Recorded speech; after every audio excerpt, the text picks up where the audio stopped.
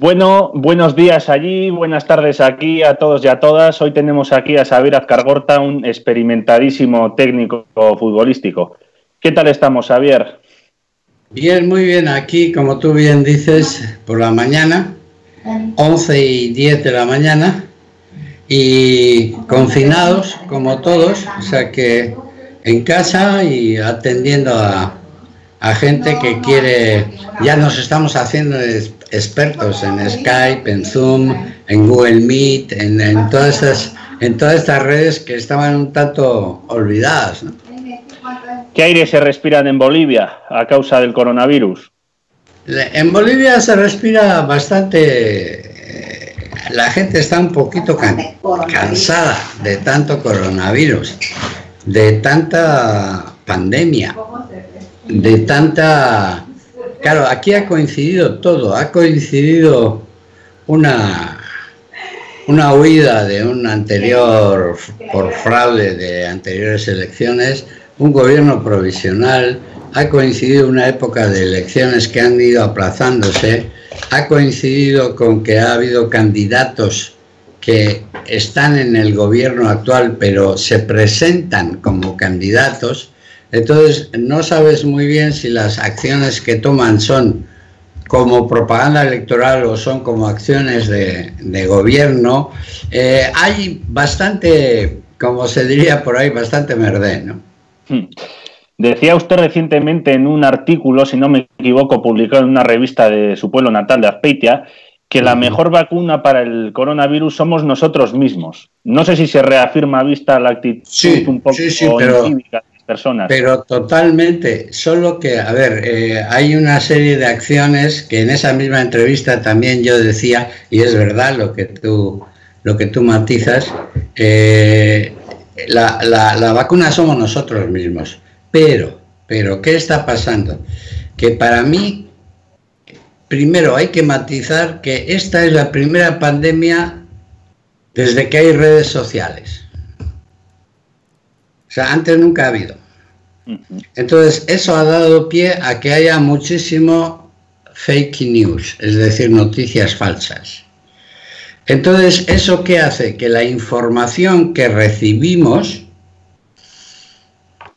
está falto de credibilidad, porque a ti, yo he visto por redes sociales cantidad de videos que supongo que vosotros habéis recibido, de gente que se atreve a decir que tiene la fórmula para el tratamiento del coronavirus, que poco menos que tiene la vacuna, que no tiene la vacuna pero que está muy cerca, que haz esto, haz aquello, haz lo otro. O sea, gente que te da una información que no sabes a cuál atenerte. Entonces, ¿qué es lo que haces? Pues haces lo que yo llamo el por si acaso. Entonces, el por si acaso, ¿qué es? Pues bueno, cumplir con las normas, lavarte las manos, utilizar gel, mantener la distancia, estar confinado, estar en casa, etcétera, etcétera.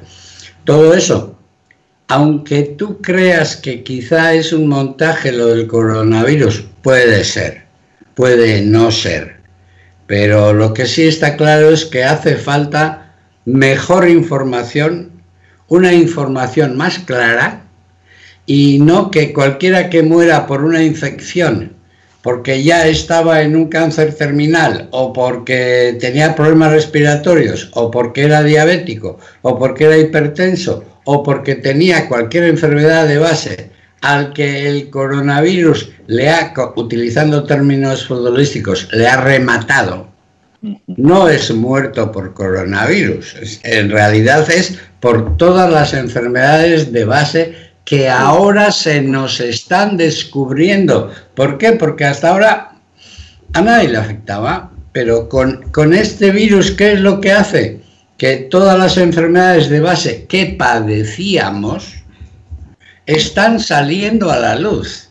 Y claro, la gran pregunta es, ¿está la sanidad en estos países preparado para aguantar un tsunami de este tipo? Entonces, claro, ahora mismo, aquí en Bolivia está claro que no está preparado. Pero en España ahora está saliendo a relucir. ¿Qué es lo que está saliendo a relucir? Las barbaridades que se han intentado hacer en anteriores gobiernos con la sanidad. Entonces, claro, aquí la gente ahora, el grave problema va a ser sanidad pública o sanidad privada. Claro, entonces, ¿hasta qué punto estamos todos suficientemente sanos para decir que este coronavirus va? Ya. Pero claro, nos afecta, pues ¿por qué? Porque todos tenemos una enfermedad cardiorrespiratoria, o tenemos una enfermedad cardiovascular, o tenemos la diabetes, o tenemos... O sea, va a hacer buena la frase médica que dice que no hay persona sana sino análisis incompleto. Entonces, claro, ahí estamos todos atrapados, ¿no? Sí. Pues sin más dilación, y si no le importa, vamos a pasar a la fase futbolística. Miquel. ¿Esa qué fase es? ¿La fase 1, la 2, la 3? Bueno, refiriéndonos ya a su trayectoria como entrenador, hay que decir que desde luego tiene un verdadero mérito lo que usted ha hecho. Y yo me pregunto, conociéndole, sabiendo que es usted licenciado en medicina, ¿qué le empuja a un médico a ejercer un oficio tan diferente como es el de entrenador de fútbol? Bien, lo digo, iba a decirte la respuesta tópica de me alegro que me hagas esta pregunta, pero no, a ver, yo efectivamente hice mi licenciatura en medicina en el Hospital Clínico en Barcelona, donde lo terminé, empecé en Lejona, en Bilbao, sí. Y hay una cosa que lo digo hasta en mi libro, en un libro que publiqué y edité aquí en Bolivia, que se llama, te lo enseño, que es Difícil de entender, imposible de olvidar. Ese es mi concepto de Bolivia y mi concepto de lo que nosotros hicimos en su día. Algo difícil de entender, el clasificar delante, por ejemplo, dejar fuera a Uruguay y ir al Mundial ganando a Brasil, ¿no? Pero hay una cosa que, así empiezo el libro, cuando digo, un amigo o unos amigos te dicen, ¿cómo puedes andar con esa novia cuando esa novia se va con cualquiera, te pone los cuernos, etcétera, etcétera? Y tú le contestas, ya, pero la quiero. Entonces, eso es un poco el fútbol. El fútbol es una actividad que te pone los cuernos, cuando crees que vas a ganar pierdes, cuando crees que vas a perder ganas, cuando. Entonces, sin embargo, sigues amando el fútbol, sigues queriendo tu club, sigues siendo aficionado de tu club, aunque tu club baje de categoría. Hay miles de frases, ¿no? Desde Galeano hasta gente que era Bob Paisley o del Liverpool que decían aquello que en la vida se puede cambiar de auto, se puede cambiar de mujer, se puede cambiar de... pero lo que nunca se cambia es de ser aficionado a un equipo de fútbol, ¿no? Sí. Entonces eso es un poco la historia del fútbol. Explicación es muy difícil. Es muy difícil, pero uno quiere esta actividad y elige esta actividad. Y a mí me ha venido muy bien el ser médico por una razón. Aquí en Santa Cruz de la Sierra, en Bolivia, donde yo vivo, hay una frase que se dice, a mí no me la charlas. Es decir, cuando un futbolista te viene que el lunes, martes, miércoles, jueves le molesta muscularmente la parte posterior y de repente el viernes está bien. Sí. Entonces, claro, hay muchos problemas que tú estás en contacto con el médico del club y ahí, como se dice ahí también en España, no te la dan con queso, ¿no? Sí. Entonces, vosotros sois jóvenes, ¿sabéis de dónde viene lo de a mí no me lo das con queso? Pues no sabría decir el origen como tal. La verdad es que la he escuchado varias veces, pero no sabría decir el origen. Pues sabes de dónde viene, de que antiguamente iban a los pueblos los mieleros, que se llamaban, que vendían miel, y con la miel vendían vino y queso. Incluso iban en una bicicleta y llevaban un aparato para afilar los cuchillos y todo esto, y tocaban una música, afilador. Entonces ahí llegaba, y había gente que compraba el queso y el vino ahí, al señor este. Y este señor a todos les daba a probar un trozo de queso. Amigo. Porque con cualquier trozo de queso, cualquier vino... Estaba bueno. Estaba bueno. Entonces, de ahí viene el dicho que a mí no me la das con queso. En el sentido que con eso, pues todo es más... Todo es bueno, sí. Más fácil, ¿no? Mira, ya sabes una cosa más. Sí. Y volviendo al ámbito futbolístico, tengo entendido que usted ha dado lecciones a técnicos, a entrenadores del calibre, de Mauricio Pochettino o incluso el mismo Rafa Benítez. ¿Qué consejo daría usted a día de hoy como educador a un Nobel del fútbol? A ver, yo tengo una excelente, la mejor de todos los que has citado, la mejor relación lo tengo con Pochettino, porque nada más que Pochettino dejó el fútbol, vivíamos los dos en Barcelona, éramos vecinos y hablábamos, bueno, años de charla, de preguntas que yo le hacía, del descanso de la Champions entre el Liverpool y el Milan cuando perdía el Liverpool 3-0, ¿qué dirías tú? ¿Qué harías tú? El caso de Lotina con los arqueros con el Deportivo de la Coruña, ¿qué harías tú? ¿A quién pondrías? Etcétera. Era un proceso de formación continua que él lo reconoce ahora. Con Rafa Benítez, con Vicente del Bosque, con Juan Malillo, con ellos lo que he tenido es más una relación de profesor-alumno. Es decir, yo fui profesor de ellos de táctica en distintos cursos de la Federación Española de Fútbol en la Escuela de Entrenadores, cuando se prepararon para sacar el título. Entonces, ¿qué consejo le daría yo? No soy amigo de consejos. Yo he dicho una cosa ayer a un medio, me hicieron una entrevista en la cadena SER ayer, Antoni Daimiel, que es muy buen amigo mío, y yo le decía algo que seguramente habrá servido de titular en algún sitio, que es que España antes era un país importador de técnicos. Sí. Y actualmente España es un país exportador de técnicos. Eso dice mucho del fútbol que tenemos ahora, ¿no? Pero a un entrenador que empieza, yo le haría el siguiente comentario. Mira, el sufrimiento de un entrenador, esté en tercera división, segunda B, segunda A, primera, en alevines, en cualquier partido, el sufrimiento es el mismo. O sea, uno quiere que sus jugadores jueguen bien. Uno quiere que todo el mundo salga contento. Pero claro, ¿qué pasa? Que hay otro equipo delante que quiere lo mismo. Lo mismo que tú y te lo quiere arrebatar además, ¿no? Entonces, yo lo que les diría a cada entrenador que procuren ser buena gente, que procuren ser buenas personas y que lo mejor para ganar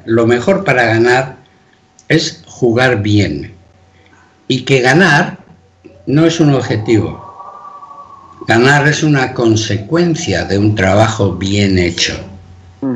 Porque si uno toma ganar solo como objetivo, quiere ganar como sea. Y claro, cuando se gana como sea, se termina incluso queriendo ganar con trampas. Sí. Y eso no es así. Eso tiene sus consecuencias y dura poco. Sin embargo, si te planteas ganar como una consecuencia de un trabajo bien hecho, eso no es garantía para que ganes, no.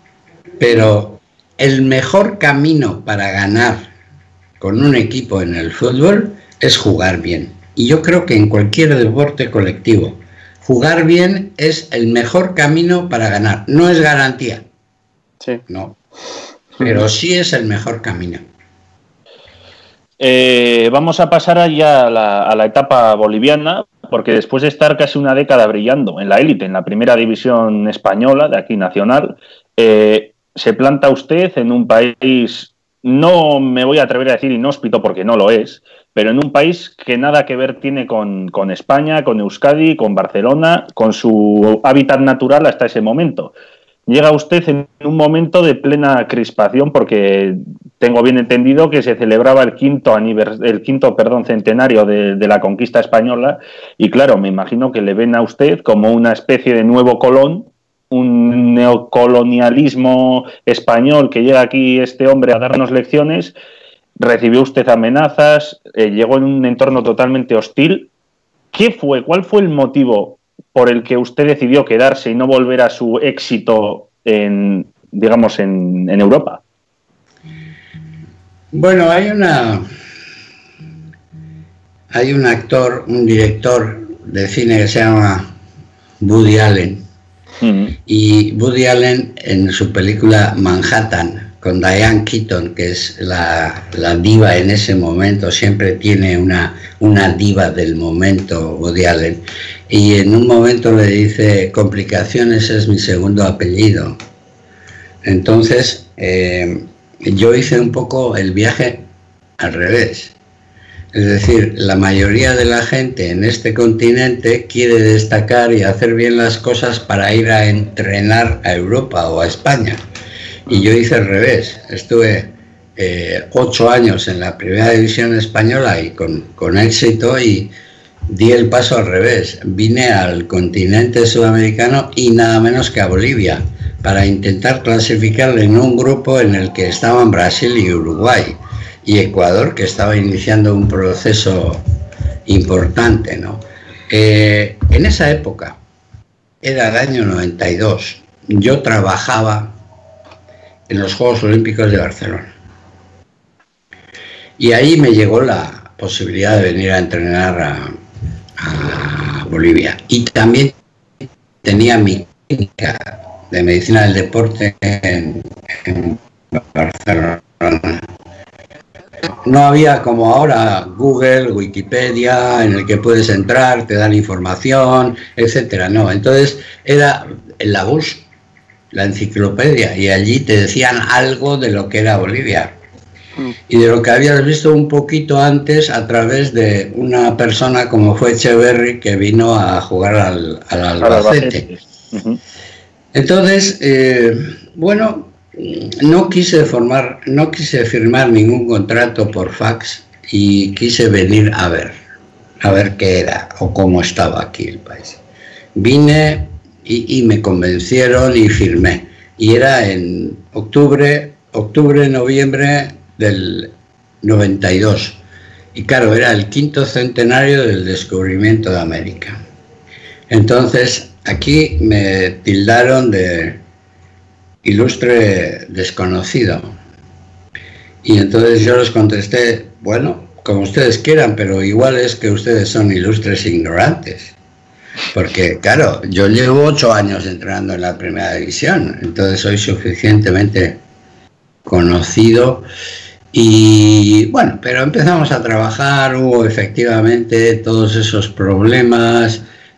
Hubo un momento crítico, clave, cuando antes de ir a la Copa América jugamos un amistoso en La Paz con Chile y perdimos 3-1. Entonces, en ese partido nos dijeron, los titulares de los periódicos del día siguiente eran terribles. Vasco, te la comiste, vuélvete a tu país, aquí no tienes sitio, otro español que viene a robarnos la plata, etcétera, etcétera, etcétera. Pero nosotros seguimos trabajando, y nos dimos cuenta, bueno, yo me di cuenta de eso el primer día que llegué, en la primera rueda de prensa, porque no hubo ninguna pregunta de fútbol. Todo eran preguntas de que si el jugador boliviano, que si era borracho, que si no se cuidaba, de que si farreaba, de que etcétera, etcétera. Entonces ahí me di cuenta que era un problema más de una autoestima, de una valoración del futbolista en sí mismo. Entonces empezamos a trabajar por ahí. El aspecto táctico, el aspecto físico, el aspecto técnico, ya estaba bien y venía de por sí y no había ningún problema, pero más problema había con el aspecto de que ellos no se querían a sí mismos, ni la sociedad les quería. Entonces había que trabajar y empezamos con conceptos de el hombre antes que el futbolista, el hombre antes que el técnico, la persona, el no excusas, en fin, eslogan de ese tipo, que fue lo que nos llevó un poco a formar este grupo que formamos.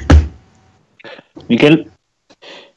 Sí, hablando también, siguiendo por la línea de Bolivia, vemos que está cada vez más dotada de recintos deportivos y sobre todo capacidad deportiva. Evidentemente es difícil hablar de compararlo con el nivel europeo, pero ¿qué cree usted que le falta principalmente para llegar a esa primera línea internacional?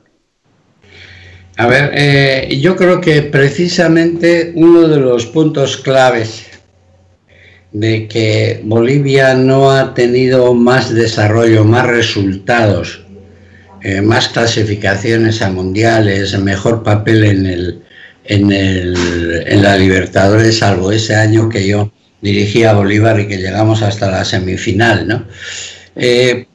Yo creo que es un problema de lo que precisamente acabas de decir que falta en Bolivia, es decir, infraestructura, no hay instalaciones. Entonces tú vas a Colombia, vas a Venezuela, vas a Paraguay, vas a Uruguay, no digamos Argentina, Brasil, Chile, tienen sus propias instalaciones, la selección, o sea, la federación tiene su propia casa, igual que en España tardó, pero también en Las Rozas, en España, tienen su propia casa, un lugar donde pueden estar todas las categorías de toda la federación. Bolivia no hay.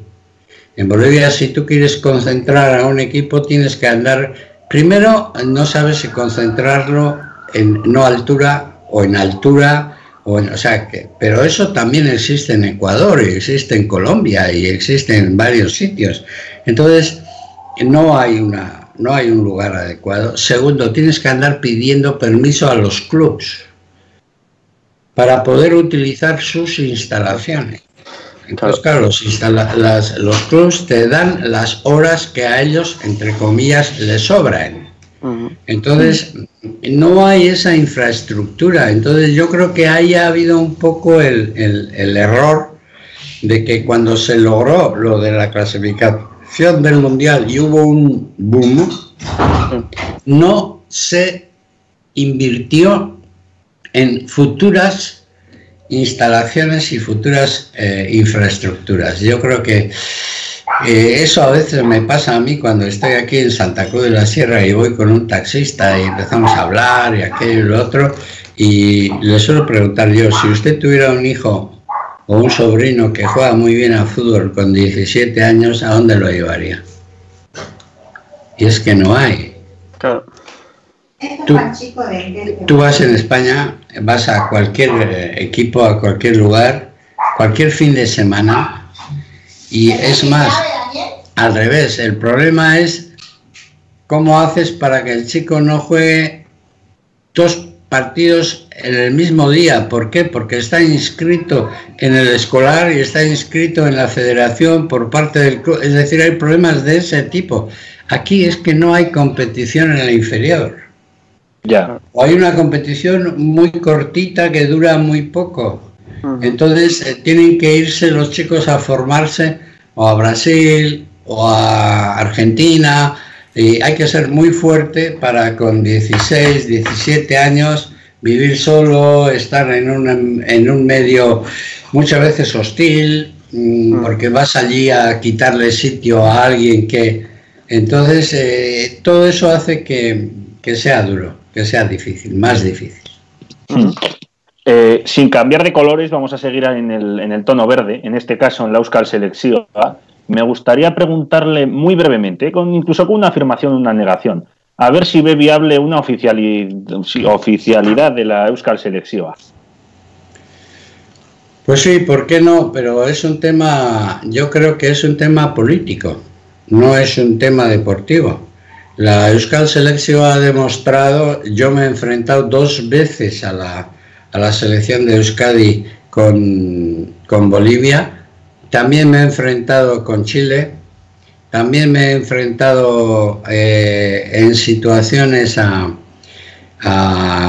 este equipo que está estructurado ya, pero falta que la Federación Española de Fútbol, cuidado, Federación Española de Fútbol, dé el visto bueno para que la FIFA apruebe la selección, Euskal Selección, como un ente, como existe pues Escocia, o como existe País de Gales, o como existe cualquier selección de ese tipo en el mundo, ¿no? Entonces es un tema político. El mismo momento que la Federación Española de Fútbol autorice que haya una Euskal Selección oficial, no como el anuncio del turrón que vuelve a casa por Navidad. O sea, no, o sea, que sea de verdad, habrá. Mientras tanto, sí, está ahí, se demuestra que se puede, es una selección potente, ahí luego habrá que resolver el tema político también, de si Vicente Lizarazu puede jugar en la Euskal Selección, porque es francés supuestamente, políticamente, si los navarros pueden integrar la selección vasca o tienen que ir a la selección navarra. Son temas políticos, no son temas deportivos.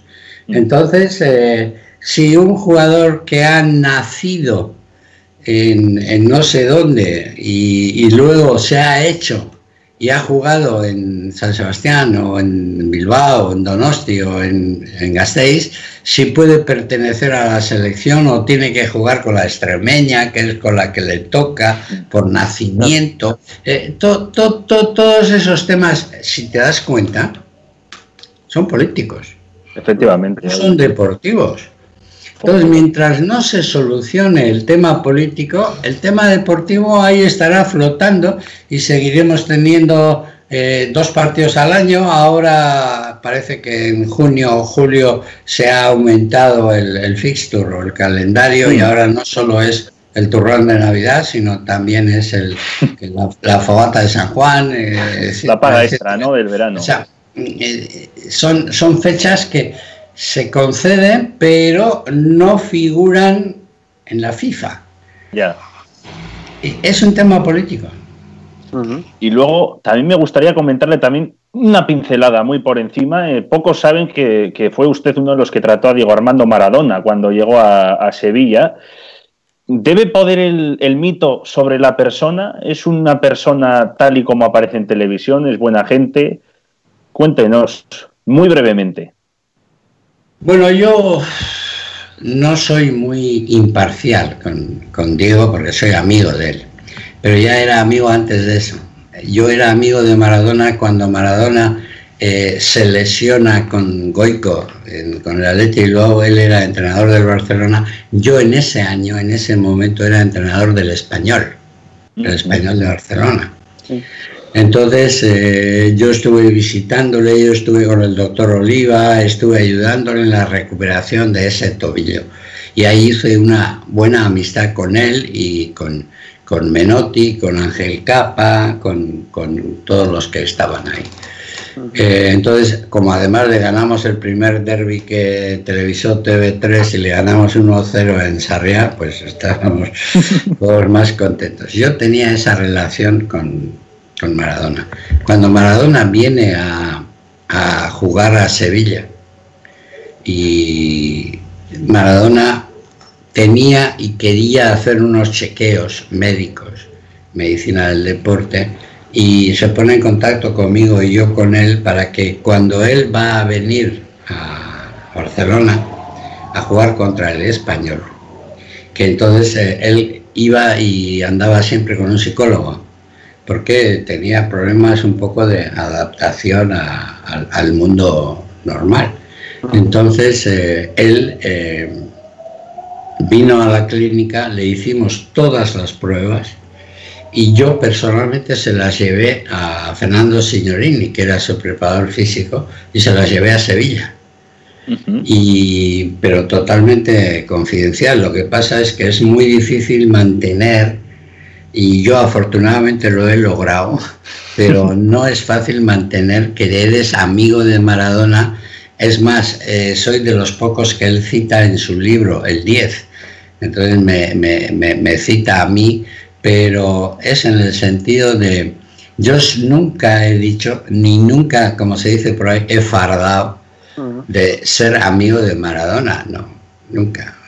Yo le he ayudado cuando he podido, él me ha ayudado a mí cuando ha podido, y efectivamente yo tengo recortes en el de prensa donde dice Maradona visitó la clínica del doctor Azcarrota. Aparezco muy guapo en las fotos, como se dice aquí, con mi mandil blanco y mi corbata en la clínica. Pero yo siempre he mantenido con él una amistad, una relación. Entonces no puedo ser neutral en la opinión, pero yo considero que Maradona es un gran tipo, lo ha demostrado, es muy amigo de sus amigos, y con el que creo que en algunos aspectos no se ha hecho justicia y en otras se le ha consentido demasiado. Es decir, en su entorno ha habido esa lucha un poco, ¿no? Pero en definitiva yo podría decir tranquilamente que es un gran tipo. Miquel. Bien, y por mi parte ya para ir cerrando esta charla, me gustaría preguntarle cuál considera usted o cuál guarda como mejor recuerdo en el ámbito futbolístico, con todo lo que ha vivido usted. Hombre, hay tres puntos que podrían marcar un poco, ¿no? El primero, ante todo y sobre todo, es en Guayaquil, cuando clasificamos al Mundial de Estados Unidos. El empate ese contra Ecuador, que permitió que nosotros nos clasificáramos, fue un punto importantísimo. También fue un punto muy importante la victoria 2-0 contra Brasil, cuando Brasil era la primera vez que perdía un partido en eliminatorias. Por ese hecho salimos hasta en la portada del New York Times, o sea, la selección boliviana, ¿no? O sea, fue una cosa espectacular. Pero luego ha habido momentos muy importantes, como con el Tenerife, cuando nos mantuvimos en primera división en una promoción en campo del Depor, y con el Super Depor, y después de haber empatado en Tenerife y ganamos en Riazor y nos mantuvimos. Tengo unos recuerdos espectaculares. Os acabo de decir de ese primer derbi que viví como entrenador del Español. Apenas yo tenía 30 años recién cumplidos y ganamos 1-0 al Barcelona de Menotti, Schuster, compañía. Hay un momento espectacular también cuando le invitamos a Maradona a participar con la plantilla del Español en La venganza de Don Mendo, en la representación de la obra de teatro, y vino y estuvo y se portó fenomenal. Y hay muchos momentos. Mira, yo te voy a decir una cosa. Yo considero siempre que el fútbol es para hacer amigos. El que quiera buscar enemigos en el fútbol, bueno, allá él seguramente se va a estrellar, pero hay gente que parece que está en el fútbol para buscarse enemigos y no lo entiendo. Yo, lo contrario, yo tengo el fútbol para buscar amigos, no para otra cosa. Pues yo creo que así, que es un final verdaderamente formidable para la entrevista. Le iba a preguntar sobre la final de Copa entre el Atleti y la Real, pero ya sabe, yo soy del Atleti, usted es guipuzcoano. Seguramente no nos llegaremos a las manos, pero... No, yo, a ver, para empezar, esta misma pregunta me la hizo Iturralde ayer en la cadena SER. Yo de sentimiento de verdad soy periquito. Pero he nacido como futbolista en la Real, aunque luego tuve mis pinitos por el estudio de medicina en el Athletic Bilbao y cuando me cedieron al Villosa o al Llodio, ¿no? Pero lo que quiero decir es, ante todo y sobre todo, que Real Sociedad y Athletic Bilbao en una final de Copa tan bonita pretendan jugar con público me parece absolutamente legítimo. Totalmente, yo creo que las dos aficiones se la merecen. Me gustaría, igual es demasiado osado, ¿no? Con alguien de su calibre, pero me gustaría que estamos aquí de cháchara y para concluir ya la entrevista, hacer una porra a ver si alguno de nosotros acierta un resultado en aquella final. Nunca apuesto a nada, de verdad, no, ¿eh? Diga usted pero un número. Ni porra, ni apuesta, no, nada. Creo que los dos equipos han llegado por sus propios méritos, están ahí. Yo vi todo el proceso, incluso vi las dos semifinales, la vuelta de la Real Sociedad con el Mirandés en Miranda y vi el partido de Granada con el Athletic Bilbao. Y porque aquí afortunadamente en Bolivia por cable vemos prácticamente el fútbol de todo el mundo. Ayer mismo yo, un poquito antes de la conexión con los de la SER, había visto el Augsburgo-Colonia empate a 1 del fútbol de la Bundesliga. O sea que vemos absolutamente todo. Y yo creo que, a ver, he sido un hombre tan afortunado en la vida y Dios me ha dado tanta suerte que cuando hay una apuesta de algo, yo me pregunto, ¿y si la gano? No, mejor dásela a otro. No hago ni pronósticos, ni apuestas, ni nada. Que me disculpen los que viven de las apuestas y los que viven. Ese es un tema que algún otro día vosotros seguramente lo explotaréis con alguien, que es en este momento el fútbol y las apuestas. Sí. Cuidado. Pero yo no tengo ni juego la lotería un número por tradición cada Navidad, pero por lo demás no. Pues aquí lo vamos a dejar.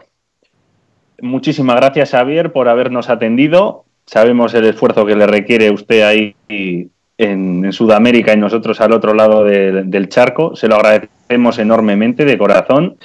Y nada más que añadir, esperemos que os haya gustado el vídeo y no lo olvidéis, que la vida nos pille en fuera de juego. Muchas gracias. Un saludo. Un saludo a los Miqueles.